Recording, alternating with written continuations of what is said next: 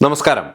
മാർപ്പാപ്പയായി തെരഞ്ഞെടുക്കപ്പെട്ടതിന് ശേഷം ജനങ്ങളെ ആശീർവദിക്കുന്നതിന് മുമ്പ് ജനങ്ങളുടെ ആശീർവാദത്തിനായി ശിരസ്സു നമിച്ച മാർപ്പാപ്പ ജീവിതത്തിൽ ഉടനീളം സാധാരണക്കാരായ ജനങ്ങളോട് കാട്ടിയ ആഭിമുഖ്യം സമാനതകളില്ലാത്തതായിരുന്നു. മാർപ്പാപ്പ ആയതിനു പിന്നാലെ ഫ്രാൻസിസ് മാർപ്പാപ്പയോട് ഒരു ചോദ്യമുണ്ടായി.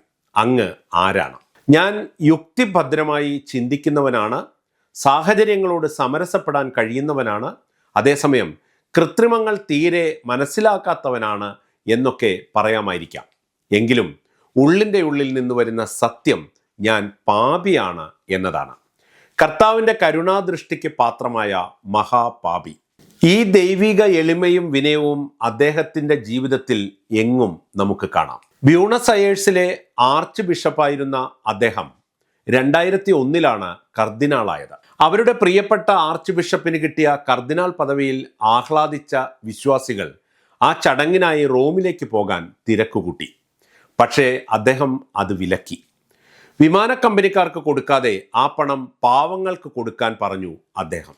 അതുമാത്രമല്ല, കർദിനാളാകുമ്പോൾ പുതിയ കുപ്പായങ്ങൾ തയ്പ്പിച്ച് പണം കളയണ്ട എന്നും നിശ്ചയിച്ചു. തൻ്റെ മുൻഗാമി ഉപയോഗിച്ചിരുന്ന കുപ്പായങ്ങൾ തപ്പിയെടുത്തു. ഇരട്ടവാലൻ തുരക്കാത്തതൊക്കെ അളവ് മാറ്റി തനിക്ക് പറ്റിയ വലിപ്പത്തിലാക്കിയാണ് അദ്ദേഹം അന്ന് ധരിച്ചത്. മാർപ്പാപ്പയായി ഫ്രാൻസിസ് പാപ്പ തിരഞ്ഞെടുക്കപ്പെട്ട കോൺക്ലേവിന് ശേഷം കർദിനാൾമാർ എല്ലാവരും ക്ലെമന്റൈൻ ഹാളിൽ ഭക്ഷണത്തിനായി സമ്മേളിച്ചിരിക്കുകയാണ്. പ്രായം കവിഞ്ഞതിനാൽ കോൺക്ലേവിൽ പങ്കെടുക്കാനാവാത്ത കർദിനാൾമാരും അവിടെയുണ്ട്. എല്ലാവരെയും സഹ കർദിനാൾമാർ എന്നാണ് പുതിയ പോപ്പ് അഭിസംബോധന ചെയ്തത്. മുൻകൂട്ടി നിശ്ചയിച്ച സ്ഥാനത്തോ ഏതെങ്കിലും ഒന്നാം മേശയുടെ മുന്നിലോ ഇരിക്കാതെ അദ്ദേഹം കർദിനാൾമാർ ഭക്ഷണത്തിനായി ഇരുന്നിരുന്ന ഓരോ മേശയിലും മാറി മാറി ഇരുന്നു. തൻ്റെ കൈമുത്തിയ കർദിനാൾമാരുടെ കൈ അദ്ദേഹം തിരിച്ചും മുത്തി. പിന്നെയും ഉണ്ടായി പ്രകടമായ മാറ്റങ്ങൾ. കോൺക്ലേവിൽ സ്വർണ്ണക്കുരിശ് ധരിച്ചുകൊണ്ടായിരുന്നു പല കർദിനാൾമാരും പങ്കെടുത്തത്.